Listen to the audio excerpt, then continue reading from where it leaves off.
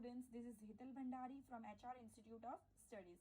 Now we are starting with chapter 1 of class 7 NCERT books, integers and multiplicative identity.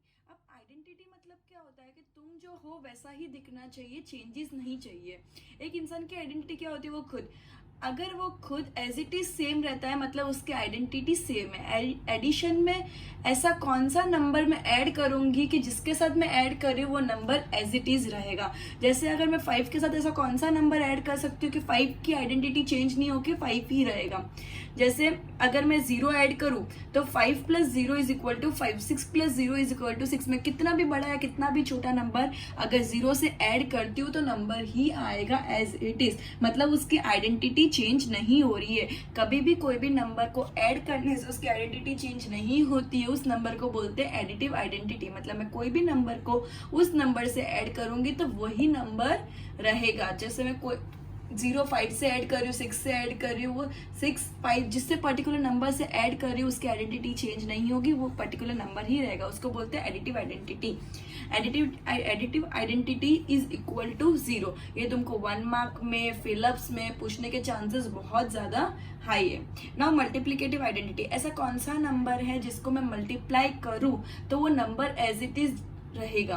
जैसे अगर मैं 2 को 1 से मल्टीप्लाई करती हूँ तो 2 रहेगा. अगर मैं 2 से एडिटिव आइडेंटिटी क्या 0, लेकिन अगर मैं मल्टीप्लिकेटिव आइडेंटिटी में 0 लूँ तो अगर मैं 2 से 0 इंटू करती हूँ तो मेरा आंसर 0 आता है, 2 नहीं.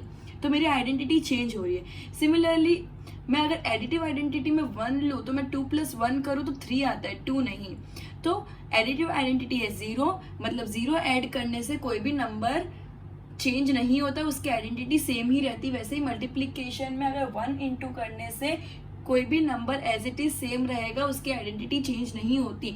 सो multiplicative identity is 1 and additive identity is 0. Very very important. 1 mark fill up के लिए ट्रू और फॉल्स में पूछ सकते हैं. बहुत ज्यादा इंपॉर्टेंट है. कंफ्यूज नहीं होना है. अगर नहीं समझ आ रहा है, नहीं लर्न है उस टाइम पे, तो याद करो कि अगर मैं 1 मल्टीप्लाई करूंगा तो मेरा नंबर सेम रहने वाला. अगर मैं 0 ऐड करूंगा तो नंबर सेम रहेगा. अगर कंफ्यूज हो जाओ, तुमको लगे कि एडिटिव आइडेंटिटी 1 है तो देख लो ना, 3 + 1 करो 4 हो रहा है, रिजल्ट चेंज हो रहा है. 3 का 3 नहीं रह रहा है, मतलब एडिटिव आइडेंटिटी नहीं है. एडिटिव आइडेंटिटी 0 है, मल्टीप्लिकेटिव आइडेंटिटी 1 है. क्लियर है इतना पॉइंट. अब additive identity and additive inverse, वो दो भी अलग पॉइंट है. Additive inverse and multiplicative inverse next point पढ़ेंगे अपन. इनवर्स मतलब क्या होता है, एडिटिव आइडेंटिटी के केस में साइन चेंज हो जाती है. अगर प्लस है तो माइनस हो जाएगा, माइनस है तो प्लस हो जाएगा. सिमिलरली मल्टीप्लिकेशन में क्या होता है, मल्टीप्लाई है तो डिवाइड हो जाएगा, डिवाइड है तो मल्टीप्लाई हो जाएगा. एडिटिव आइडेंटिटी समझो एग्जाम्पल में अगर लू 8 तो 8 का क्या हो जाएगा, -8. मतलब पॉजिटिव 8 है तो उसका -8 हो जाएगा. और सिमिलरली अगर मैं मल्टीप्लिकेटिव इनवर्स में 8 लूँ तो वो हो जाएगा 1/8. मतलब मल्टीप्लिकेशन में था वो हो जाएगा. Here in this chapter we shall understand in detail study of the properties of rational numbers. Okay, properties 2 terms में बताई गई. एक तो property of rational number in case of whole numbers and property of rational number in case of integer. सबसे पहले whole number का case पढ़ेंगे. अब 3 टाइप की मेन प्रॉपर्टीज होती है, एक्चुअली 4 प्रॉपर्टीज होती है. डिस्ट्रीब्यूटिव प्रॉपर्टी में बाद में समझाऊंगी, जो तुमने already 6th standard and 7th standard में समझ चुके हो. ठीक है, तो अभी डिस्ट्रीब्यूटिव प्रॉपर्टी में बाद में समझाऊंगी, पहले क्लोजर प्रॉपर्टी. अब क्लोजर प्रॉपर्टी क्या बोलती है, 4 केसेस होते हैं, either addition, subtraction, multiplication and division. Closure property ये बोलती है कि अगर तुम लोग कोई चीज ऐड कर रहे हो और रिजल्ट जो है, रिजल्ट अगर तुम्हारा होल नंबर हुआ, होल नंबर मतलब 0 1 2 3 एक्सेट्रा, तो तुम्हारा क्लोजर प्रॉपर्टी सेटिस्फाई करता है. Okay, now 2 + 5 = 7 and 5 + 2 = 7. मतलब दोनों केस में होल नंबर ही आता है. तुम प्लेस भी चेंज करोगे तो भी होल नंबर ही आएगा. इसका मतलब एडिशन के केस में होल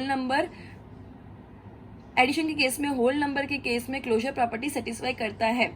ओके, नाउ सब्ट्रैक्शन, अगर मैं 2 - 5 करूंगी तो -3 आता है. ये इंटीजर में अपन ने ऑलरेडी पढ़ दिया कि छोटे में से बड़ा नंबर को अगर माइनस करते हैं तो माइनस में नंबर आएगा, मतलब वो होल नंबर नहीं होता. बिकॉज जो भी नंबर 0 से छोटा होता है वो होल नंबर नहीं होता है. होल नंबर पॉजिटिव नंबर होते हैं, इंटीजर्स होते हैं, and neutral integer that is 0 होता है. तो -3 is not a whole number. So subtraction का कंडीशन ही सेटिस्फाई नहीं करेगा, सब्ट्रैक्शन क्लोजर प्रॉपर्टी को सेटिस्फाई नहीं करेगा। नाउ मल्टीप्लीकेशन, अगर मैं 2 into 5 करूँ तो 10 आता है, that is a whole number. अगर मैं 5 into 2 करूँ तो भी 10 आता है, that is also whole number. So ये कंडीशन भी सेटिस्फाई हो रही है, तो मल्टीप्लीकेशन भी क्लोजर प्रॉपर्टी को सेटिस्फाई करता है। Now division, 2/5 is equal to 0.4 and 5/2 is equal to 2.5। अब ये केस में होल नंबर मतलब क्या होता है, तुम्हारा पॉइंट में नंबर नहीं आना चाहिए, तुम्हारा नंबर पूरा नंबर होना चाहिए, दैट इज 0, 1, 2 फुल नंबर होना चाहिए। तुम्हारा पॉइंट में अगर नंबर आया तो होल नंबर का कंडीशन सेटिस्फाई नहीं करता है। इसका मतलब क्या हुआ, डिवीजन का केस भी सेटिस्फाई नहीं हो रहा है क्लोजर प्रॉपर्टी के टर्म्स में। सो क्लोजर प्रॉपर्टी को क्या क्या चीजें सेटिस्फाई कर रही है, addition and multiplication and no subtraction, no division. Okay, now switching to the commutative property. Commutative property क्या बोलता है, a plus b is equal to b plus a. Okay, a plus b is equal to b plus a. Now इसका मतलब क्या हुआ, अगर मैं ए 2 suppose करूँ और बी 5 सपोज करूँ तो ए क्या हुआ, ए प्लस बी क्या हुआ 2 + 5, 2 + 5 मेरा क्या आया 7। एंड अगर मैं 5 + 2 करूँ तो भी मेरा 7 आएगा। मतलब मैं अगर ए में बी ऐड करूँ कि बी में ए ऐड करूँ, मेरा आंसर सेम ही आने वाला है। एडिशन के केस में तुम आगे पीछे करोगे वैल्यू कोई चेंजेस नहीं आते, रिजल्ट सेम ही आता है। मतलब एडिशन के टर्म्स में एडिशन कम्यूटेटिव प्रॉपर्टी सेटिस्फाई करता है। अब सब्ट्रैक्शन, एंड आंसर भी होल नंबर है, दैट इज 7 होल नंबर है।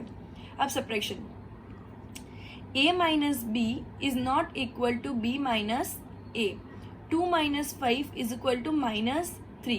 अब -3 सबसे पहले होल नंबर है ही नहीं, एंड सेकेंडली -3 और 3 इक्वल भी नहीं है, क्योंकि 5 - 2 करूंगी तो 3 आएगा, एंड 2 - 5 करूंगी तो -3 आएगा। -3 एंड 3 आर नॉट इक्वल, मतलब अगर मैं a माइनस b करूँ तो वो इक्वल नहीं होता b माइनस a से। मैं बड़े नंबर में से छोटा नंबर माइनस करूँ, छोटे नंबर में से बड़ा नंबर माइनस करूँ तो रिजल्ट सेम नहीं होता। Okay, now a into b is equal to b into a, मतलब क्या 2 into 5 का तो 10 आया, 5 into 2 मतलब आंसर सेम आ रहा है, सेम आ रहा है मतलब सेटिस्फाई कर रहा है। ठीक है, तो a into b is equal to b into a. Now a divide by b is not equal to b divide by a, मतलब 2/5 is equal to 0.4 and 5/2 is equal 2.5, दोनों सेम नहीं आ रहा है, मतलब डिवीजन कम्यूटेटिव प्रॉपर्टी सेटिस्फाई नहीं कर रहा है। कम्यूटेटिव प्रॉपर्टी ये बोलता है कि अगर ए में बी ऐड करो या ए में बी माइनस करो या मल्टीप्लाई करो या डिवीजन करो, सामने बी को भी ए से करेंगे तो सेम रिजल्ट आना चाहिए, भले वो एडिशन हो, माइनस हो, मल्टीप्लीकेशन हो या डिवीजन हो। लेकिन ये केस एडिशन और मल्टीप्लीकेशन में तो करेक्ट जाता है, बट सब्ट्रैक्शन और डिवीजन के केस में करेक्ट नहीं जाता है। ठीक है, तो कम्यूटेटिव प्रॉपर्टी को भी क्लोजर प्रॉपर्टी की तरह सिर्फ एडिशन और मल्टीप्लीकेशन ही सेटिस्फाई करता है, सब्ट्रैक्शन एंड डिवीजन सेटिस्फाई नहीं करता है। Now associative property, associative property क्या बोलता है, a plus b plus c, a plus into bracket b plus c is equal to a plus b into brackets plus c. अब ये क्या बोलता है, a बाद में ऐड करेंगे, पहले b प्लस सी ऐड करेंगे, मतलब 2 + 3 + 5, 3 + 5 इज इक्वल टू 8, तो 2 + 8 इज इक्वल टू 10। अब 2 + 3 को पहले ऐड करेंगे, फिर 5 को ऐड करेंगे, तो क्या आंसर सेम आएगा? हाँ सेम आएगा। एडिशन के केस में वैल्यूज इधर उधर करने से आंसर चेंज नहीं होता है, मतलब 2 + 3 is equal to 5, 5 + 5 is equal to 10। तो एडिशन के केस में इधर उधर वैल्यूज करने में रिजल्ट चेंज नहीं होता है। ओके, अब subtraction, a minus b minus c is not equal to a minus b minus c. अब इसका मतलब क्या, मैं b माइनस सी पहले करूंगी, मैं 3 - 5 करूंगी तो -2 आया, 2 माइनस -2 माइनस माइनस प्लस, तो 2 + 2 is equal to 4 and 2 - 3 - 5 that is -1 - 5 is equal to -6, तो 4 इज नॉट इक्वल टू -6, तो ये कंडीशन सेटिस्फाई नहीं करता है। ये तुम लोगों को कोई चीज़ में प्रूव नहीं करना है, तुमको खाली याद रखना है कि एडिशन सेटिस्फाई करता है, मल्टीप्लिकेशन सेटिस्फाई करता है, डिवीजन एंड सब्ट्रैक्शन सेटिस्फाई नहीं करता है। सिमिलरली जैसे दूसरों में पढ़ा, इसमें भी सेम चीज़ है, इसमें भी मल्टीप्लिकेशन एंड एडिशन ही सेटिस्फाई करेगा, डिवीजन एंड सब्ट्रैक्शन सेटिस्फाई नहीं करेगा। क्लियर है ये? नेक्स्ट, यही प्रॉपर्टीज जो अपन ने रैशनल नंबर की पढ़ी होल नंबर के टर्म्स में, वो अपन इंटीजर्स के टर्म्स में पढ़ेंगे। ठीक है, अब इंटीजर्स के टर्म्स में होल नंबर और इंटीजर के अंदर सिर्फ एक डिफरेंस है, जो क्लोजर प्रॉपर्टी का सब्ट्रैक्शन होता है।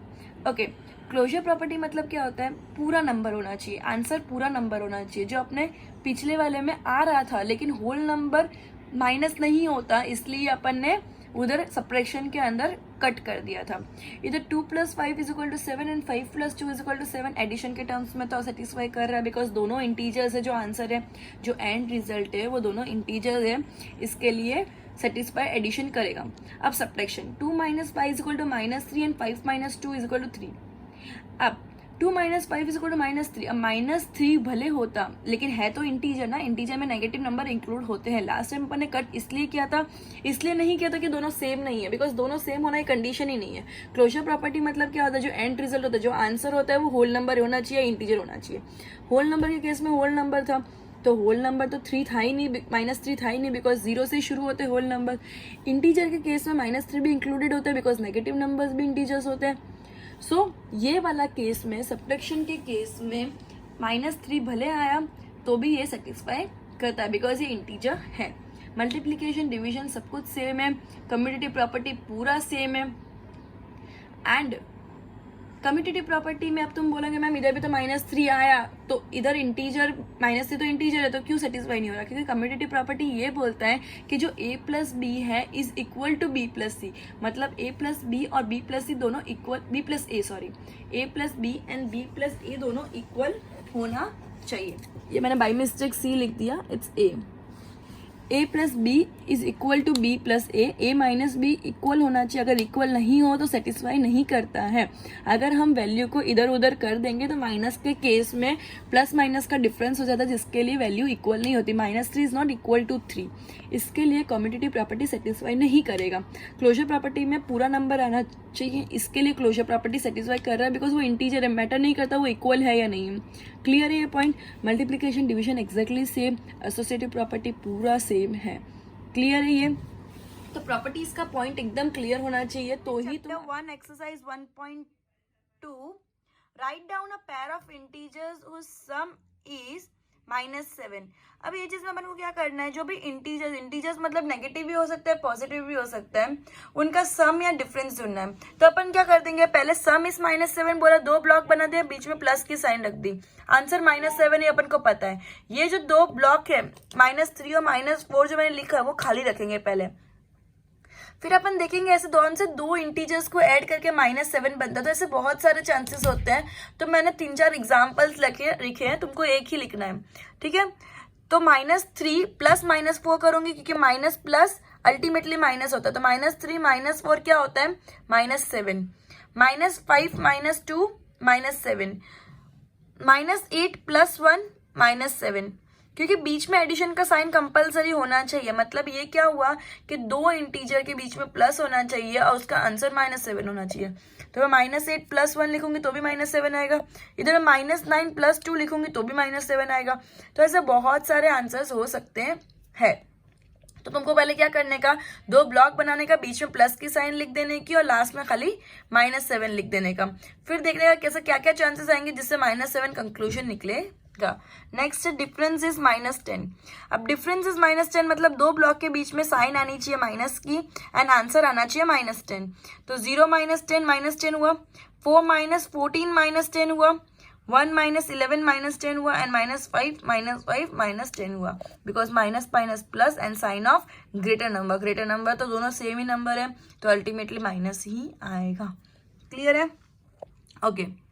सम इज 0 मतलब दोनों को ऐड करके आंसर 0 आना चाहिए. तो कोई भी 2 नंबर, एक नेगेटिव और एक पॉजिटिव लो, सेम नंबर को नेगेटिव और पॉजिटिव लो तो उसका आंसर हमेशा 0 आएगा अगर उसका सम करेंगे तो. ठीक है. तो -2 + 2 तो 0, -4 + 4 तो 0. तो कोई भी नंबर में एक नेगेटिव और वही नंबर का पॉजिटिव को अगर ऐड करते तो हमेशा आंसर 0 आता है. क्लियर है. तुम लोग को इसमें पेयर ऑफ इंटीजर्स मतलब 2 इंटीजर्स लेने हैं जिसको ऐड करके -7 आया, जिसको माइनस किया तो -10 आया एंड जिसको ऐड किया तो 0 आया. एकदम क्लियर है पॉइंट. ये पॉइंट बहुत इंपॉर्टेंट है 1 मार्क 2 मार्क के लिए एग्जाम पॉइंट ऑफ व्यू. ठीक है. Now right a pair of negative integers whose difference gives 8. अब ये स्टेटमेंट फॉर्म में लिखा है, चीज वही है. ठीक है. अब देखो मैंने ऐसा लिखा. अब इसको क्या करने का, इजी करने के लिए क्या करने का, पेयर ऑफ नेगेटिव इंटीजर्स मतलब 2 इंटीजर्स में a और b सपोज कर रही हूँ. ठीक है. अब पेयर ऑफ नेगेटिव इंटीजर मतलब a भी माइनस होना चाहिए, b भी माइनस होना चाहिए एंड उसका डिफरेंस निकालना है मतलब बीच की साइन भी माइनस होनी चाहिए. राइट. पहला जो इंटीजर है वो भी माइनस होगा, दूसरा इंटीजर भी माइनस होगा, और जो बीच में जो साइन लग रही है डिफरेंस की वो भी माइनस होगा। तो minus a minus minus b is equal to 8, तो minus a plus b is equal to 8 हो गया। तो ऐसा कौन सा नंबर है जिसके अंदर प्लस करेंगे तो सॉरी माइनस 8 नहीं प्लस 8 है, तो -2 में अगर मैं 10 प्लस करूँ तो 8 आ जाएगा। ठीक है, -2 में अगर 10 प्लस करूँ तो 8 आ गया। मतलब ये मैंने वापस उस फॉर्म में लिख दिया कि -2 माइनस -10 इज इक्वल टू 8, क्योंकि माइनस माइनस प्लस होके प्लस 10 हो जाएगा ना। तो -2 minus -8 10 is equal to 8। Clear है इधर तक? तुमको ये इक्वेशन में ही सॉल्व करना कंपलसरी है। अल्टीमेटली तुमको आंसर ऐसे लिखना है। क्लियर है? So minus a minus minus b is equal to 8, minus a plus b is equal to 8, तो -2 प्लस 10 इज इक्वल टू 8। ऐसे बहुत सारे सोल्यूशन बन सकते हैं, मैंने सिर्फ एक सिंपल एग्जांपल दिया है। क्लियर है? So -2 minus -10 is equal to 8. Switching to the next question. Write a negative integer and a positive integer whose sum is -5. तुमको एक नेगेटिव इंटीजर लेना और एक पॉजिटिव इंटीजर लेना जिन दोनों का एडिशन होता है -5। तो एक नेगेटिव मैंने -a ले लिया और एक पॉजिटिव मैंने b ले लिया, और उन दोनों का सम मतलब मैंने बीच में भी साइन ले ली प्लस की। एक नेगेटिव इंटीजर मैंने -8 लिया a लिया, एक पॉजिटिव इंटीजर मैंने ओनली b लिया, माइनस के साइन नहीं लगाए बिकॉज वो पॉजिटिव है, और उन दोनों का सम मतलब बीच में मैंने प्लस के साइन लगाई। तो आंसर आना चाहिए -5। तो -6 plus 1 is equal to -5, -11 plus 6 is equal to -5। तो तुमको यही फॉर्म में ऐसे ही आंसर्स लिखने हैं। ये मैंने 2 एग्जाम्पल्स दिए, कितने भी बन सकते हैं। क्लियर है? Write a negative integer and a positive integer whose difference is -3। एक नेगेटिव इंटीजर होना चाहिए और एक पॉजिटिव इंटीजर होना चाहिए जिसका डिफरेंस मतलब जिसके बीच में माइनस की साइन, ये मेरा नेगेटिव इंटीजर, ये मेरा पॉजिटिव इंटीजर, इसके बीच में डिफरेंस की साइन मतलब माइनस की साइन आनी चाहिए और उसका आंसर -3 आना चाहिए। क्लियर है? तो मैं -2 माइनस ये +1 बीच की साइन माइनस है, ये -1 नहीं लिया है मैंने, बीच की माइनस की साइन है, और b मैंने 1 लिया है। तो -2 minus 1 is equal to -3 because minus minus plus 2 + 1 3 sign of greater number. Clear है? तो -2 माइनस 1 विल बी -3। ये सब बहुत मुंह पे हो जाना चाहिए, इसकी बहुत प्रैक्टिस की जरूरत है। इसके काफी एग्जाम्पल्स दिए हुए भी है कुछ टेक्स्ट बुक के अंदर, RD शर्मा सब जगह दिए हुए, तो तुमको ये सब सॉल्व करना ताकि तुम्हारी इसमें प्रैक्टिस एकदम प्रॉपर हो जाए। Okay, question number 3, let me read the question first. In a quiz team A scored -40, 10 and 0 and team B scored 10, 0 and -40 in 3 successful rounds. इन दोनों के रन्स ऑलमोस्ट सेम है लेकिन अलग अलग राउंड में सेम है। जैसे अगर टीम A का फर्स्ट राउंड में 40 है तो टीम B का लास्ट राउंड में 40 है। स्कोर सेम है लेकिन अलग राउंड में अलग स्कोर है। ठीक है, तो कौन सी टीम ने ज्यादा स्कोर किया और क्या पूछा? Can we say that we can add integers in any order. ठीक है, तो अभी सबसे पहले सक्सेसिव राउंड्स होता है क्या? सक्सेसिव मतलब एक के बाद एक होने वाले राउंड। सक्सेसिव मतलब एक के बाद एक होने वाले राउंड्स को क्या बोलते हैं? Successive rounds. तो सबसे पहले स्कोर ऑफ टीम A कितना है? -40, 10 and 0। Score of team B कितना है? 10, 0 and -40। तो total score of team A कितना हुआ? -40 plus 10 plus 0 that is -30 minus plus minus sign of greater number 40 - 10 30 and sign of 40 that is negative. Okay, total score of team B, तो 10 plus 0 plus -40 that is 10 minus 40 that is -30 because minus plus minus sign of greater number. अब दोनों का score same आया तो both the team had scored same. दोनों का score same आया, so both the team had scored same. Yes, we can say we can add integers in any order. Yeah, that is we can add integers in any order. Okay, आगे commutative property भी आएगी, वो भी ये बोलता है, associative property भी कहीं ना कहीं ये बोलता है। तो ये प्रॉपर्टीज अपन आज ही पढ़ने वाले यही लेक्चर के अंदर डिटेल में। ओके, सो ये क्वेश्चन क्या बोलता है? टीम A का मैंने टोटल स्कोर किया, टीम B का मैंने टोटल स्कोर किया, रन्स उनके ऑलमोस्ट इक्वल थे लेकिन अलग राउंड में अलग स्कोर्स थे। A का जो फर्स्ट राउंड में है वो B का शायद सेकेंड राउंड में उतना स्कोर है। इस टाइप से अलग राउंड में अलग स्कोर्स है। लेकिन अगर स्कोर इधर उधर होने से मतलब एडिशन इधर उधर होने से एडिशन के अंदर कोई फर्क नहीं पड़ता है। दोनों जो जितने भी इंटीजर्स ऐड किए वो ऑर्डर चेंज करने से कोई फर्क नहीं पड़ता, उसका रिजल्ट एंड रिजल्ट सेम ही आता है। क्लियर है? Now question number 4, very easy, high chances of asking in exams, fill ups. Okay, now -5 plus -8 is equal to -8 plus -5, कुछ भी नहीं है, एकदम इजी है, जो बच गया वो डाल दो। -53 में कितना ऐड करोगे तो -53 आएगा, सेम है तो 0।